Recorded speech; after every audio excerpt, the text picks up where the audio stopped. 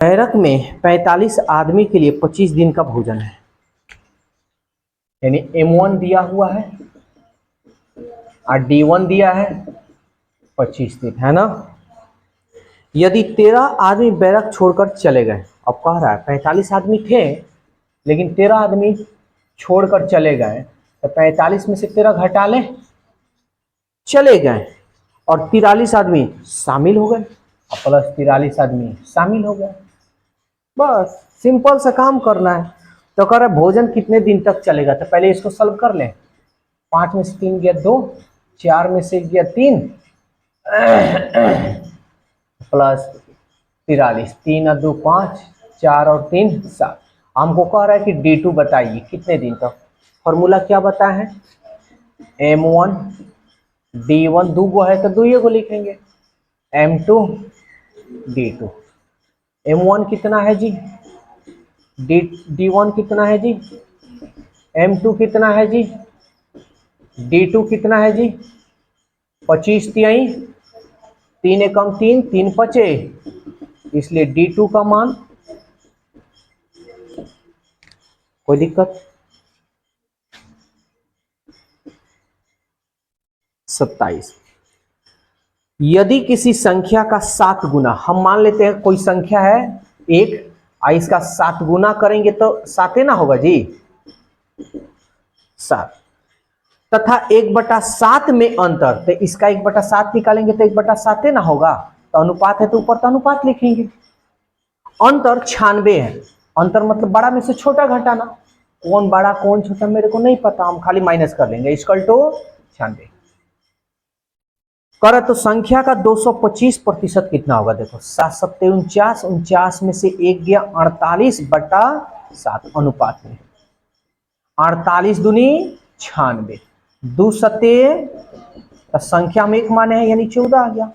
अब सवाल कर रहा है कि संख्या का 225% कितना होगा, तो संख्या तो मेरा 14 है, 14 का 225% मतलब बटा 100, निकाल लो, गुना कर देते डायरेक्ट है, 14 5 70, 14 दूनी 28, 28 में 7 जोड़ लो, 28 और 7 35, ठीक है, 14 दूनी 28, 28 में 3 जोड़ लो, 28 और 3 31, अब बटा 100, 1 2 है 0, 2 अंक के पहले बैठा ले, दशमलव के बाद 0 का वैल्यू नहीं होता है, यानी हमारा आएगा 31.5 या 31.50, यानी इनमें से कोई नहीं, ऑप्शन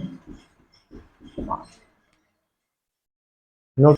कह रहा है कि 72 किलोमीटर प्रति घंटा की चाल से चलने वाली, देखो एकदम सिंपल कॉन्सेप्ट, चाल दिया है 72 किलोमीटर प्रति घंटा। अच्छा यहाँ जो है ऑप्शन जो है सब मीटर में है, तो किलोमीटर घंटा को मीटर प्रति सेकंड में चेंज कर ले, तो 5/18, 18 चौक 72, 4 पचे 20 मीटर प्रति सेकंड, ये तो हो गया।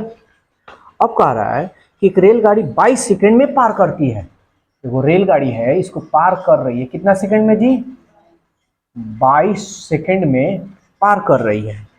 यदि प्लेटफॉर्म की लंबाई 126, यानी प्लेटफॉर्म की लंबाई दिया है 126 मीटर, तो कह रहा है रेलगाड़ी की लंबाई, तो रेलगाड़ी की यही है ना, यानी इसी का ना मान निकालना है।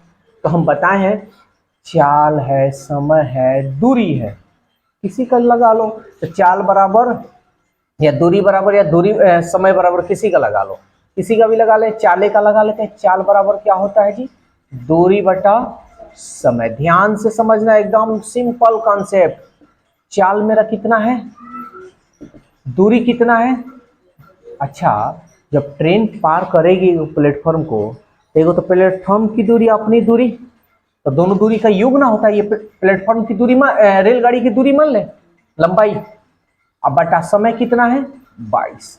अब इसको सॉल्व कर लो, 22 दूनी 44, 126 को इधर भेजेंगे तो माइनस होगा, -126 इक्वल टू x, इसलिए x का मान 10 में से 6 गया 4, 3 में से 2 गया 1, 4 में से 1 गया 3, और क्या है मीटर में है ना जी, यानी 14 मीटर क्या होगा, ये रेलगाड़ी की लंबाई है। यानी ऑप्शन 250, 150, 160, 200 इनमें से कोई नहीं। और देखो हम लोग तो बना दिए, बनाए ना, और एग्जाम में क्या होता है ना कि तुम बनाए और फिर तुम चेक करोगे, लगेगा कि तुम कहीं गलती की है, तो नहीं, तुम सिंपल कॉन्सेप्ट एकदम बढ़िया ढंग से कैलकुलेशन करना कि दोबारा चेक करने की जरूरत ना हो। 32 नंबर कह रहा है मनन ने 3,000 रुपया में एक कैमरा खरीदा।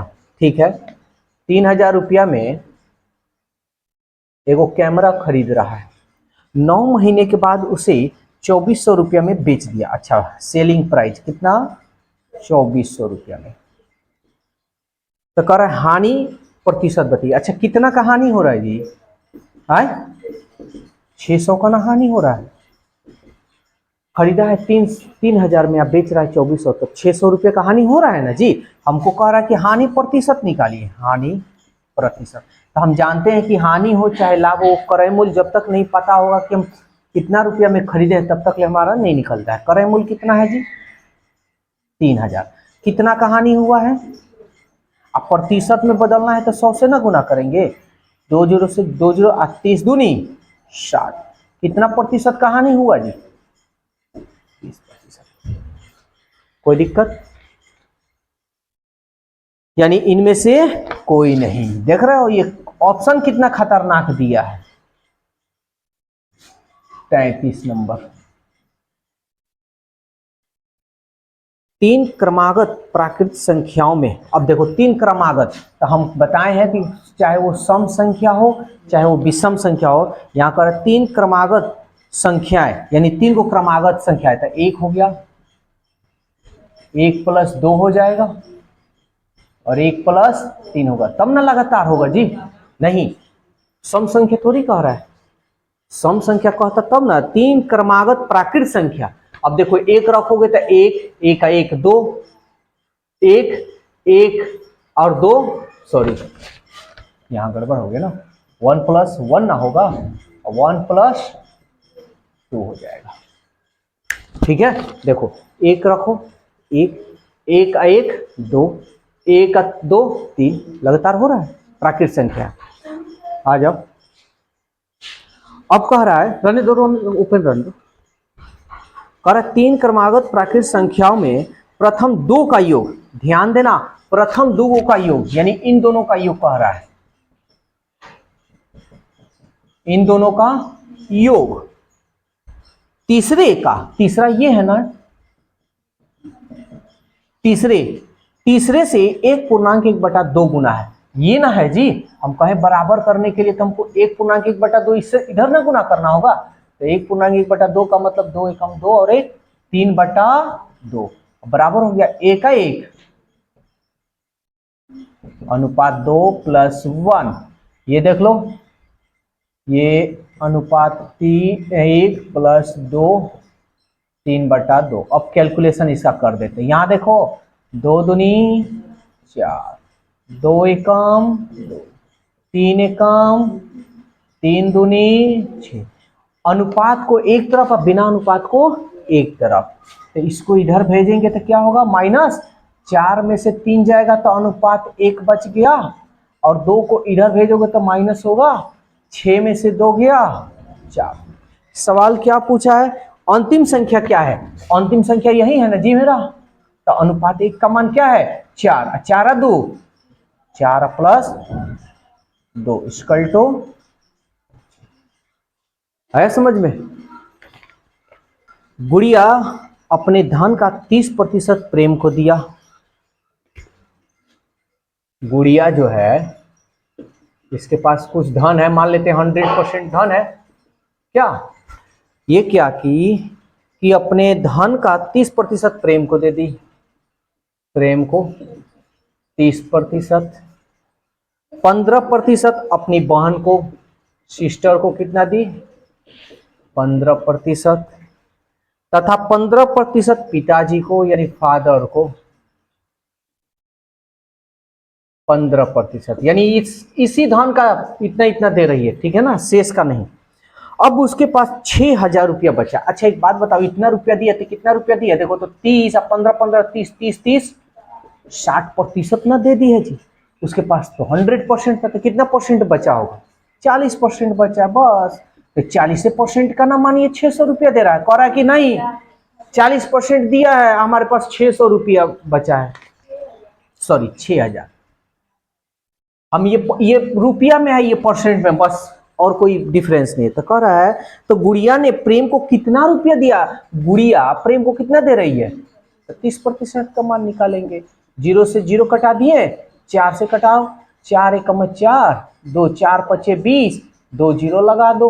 अब 15 तिहाई 45, 2 0 है तो 2 0 भी उठा दो। यानी गुड़िया को कितना रुपया दिया गया? 4,500। Option 35 number.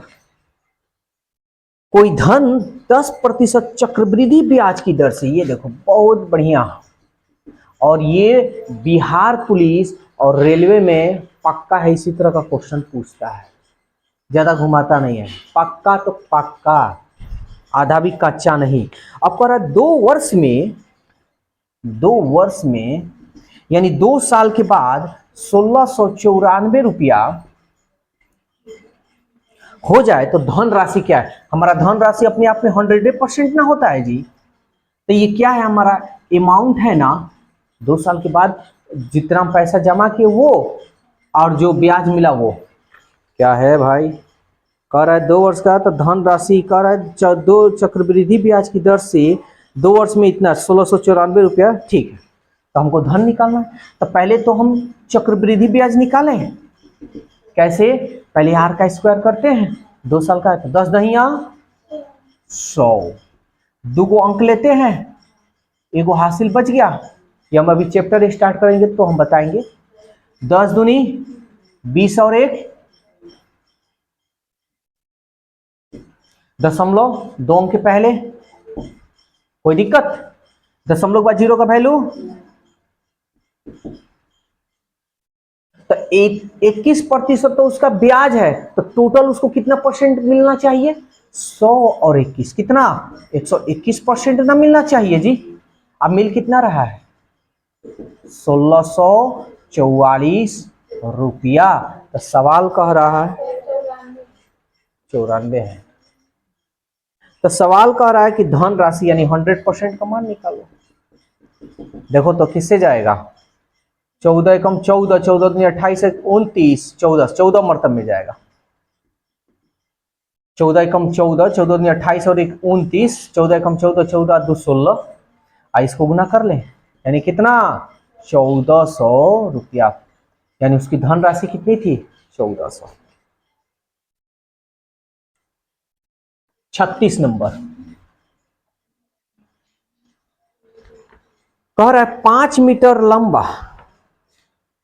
लेंथ 5 मीटर, चौड़ा, यहां लिख, चाहे यहीं लिख देते हैं, चौड़ा है 7 मीटर, सॉरी 3 मीटर है, 3 मीटर चौड़ा, 7 मीटर ऊंचा। चबूतरा बनाने के लिए कितने ईंट की आवश्यकता होगी? ईंट की यानी इतना इतना उसके पास 5 मीटर, 3 मीटर और 7 मीटर चबूतरा बनाना है और उसमें ईंट लगानी है। तो कह रहा है कि यदि ईंट, कितने ईंटों की जरूरत होगी? यानी एक ईंट का, एगो ईंट है, इस ईंट का लंबाई चौड़ाई ऊंचाई दे रहा है, एगो 15 सेंटीमीटर, एगो 10 दे रहा है और एगो 5 दे रहा है, सब सेंटीमीटर में है। तो ऐसा हम करते हैं, या तो इसको मीटर में बदल दें या इसको सेंटीमीटर में बदल दें। तो मीटर है, 1 मीटर में कितना, 100, कितना सेंटीमीटर? 100। तो 100 से इसमें गुना करेंगे तो 500 सेंटीमीटर हो जाएगा, इसमें भी 100 से करेंगे तो 300 सेंटीमीटर हो जाएगा, इसमें भी 100 से गुना करेंगे तो 700 सेंटीमीटर हो जाएगा। तो ये इसका हम पहले आयतन निकालेंगे ना। अरे चबूतरा बनाना तौल कर थोड़े हम कर सकते हैं, आई मीन सॉरी, फीता से थोड़े नाप सकते हैं, फीता से नापते तब ना क्षेत्रफल निकालते। इसको जब भी हम करेंगे तो तौल कर निकाल सकते हैं, तौल कर या माप, समझ में आ रहा है? देखो क्षेत्रफल कब निकालना? जब फीता से उसको नापा जा सके तो क्षेत्रफल। लेकिन जब लिक्विड हो या तौलने वाली चीज हो तो हमेशा आयतन निकालना, ठीक है ना। तब इसका आयतन निकालेंगे तो आयतन निकालने का फॉर्मूला यही ना होता है जी, LBH होता है। तो L का मान कितना है देखो तो 500, B 300 और H 700। कोई दिक्कत? ये हमारा सेंटीमीटर हो गया। अब कह रहा है कि एगो ईंट की लंबाई चौड़ाई इतनी है, इसको हम गुना जो भी करें जो भी आए तो इतना है, इसकी मान लो इतना आयतन होगा। तो ऐसा इसमें ईंट को कई को बैठाया जा सकता है। तो हम क्या करेंगे, ईंट की संख्या निकालना है। तो टोटल इतना है 500, 300, 700 बटा यही ना माप दिया है जी।